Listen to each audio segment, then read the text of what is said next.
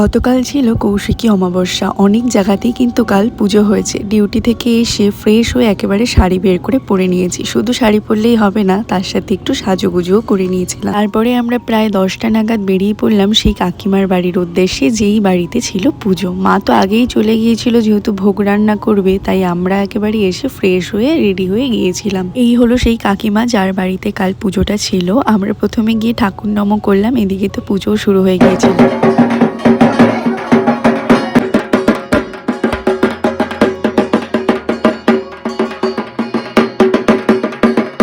যেহেতু আমাদের যেতে অনেকটা দেরি হয়ে গেছিল, তাই গিয়ে আমরা খেতে বসে গিয়েছিলাম। খাবারের মেনুতে অনেক কিছুই ছিল বাসন্তী পোলাও, সাথে বেগুনি এবং আলুর দম, আর লাস্ট পাতে চাটনি, পাঁপড়, মিষ্টি, পায়েস তো রয়েছে, যেটা আমি খাইনি। তারপরে আমরা খাওয়া দাওয়া সেরে চলে এসেছিলাম আবার পুজোর জায়গাতে। এখানে দেখো একসাথে 108টা মতো মনে হয় প্রদীপ ধরিয়েছে, দেখতে ভীষণ সুন্দর লাগছিল। তারপরে এক এক করে ঠাকুরকে ভোগগুলো নিবেদন করা হচ্ছিল, যেগুলো ঠাকুরের জন্য রান্না করা হয়েছিল। পুজো বাড়িতে দেরি করে গেছি ঠিকই, তবে পুজো শেষ হওয়ার পরেই কিন্তু বাড়িতে ফিরেছি। এখানে ঠাকুর মশাই আরতি শুরু করে দিয়েছে, আর আমাদের মশাইকে দেখো যে প্রদীপগুলো নিভে যাচ্ছে সেইগুলো বসে বসে আবার ধরাচ্ছে। ব্যাস পুজো শেষ, ঠাকুর মশাই যজ্ঞের টিপ পরিয়ে দিল, তারপরেই বাড়ি। দেখা হচ্ছে নেক্সট ভিডিওতে।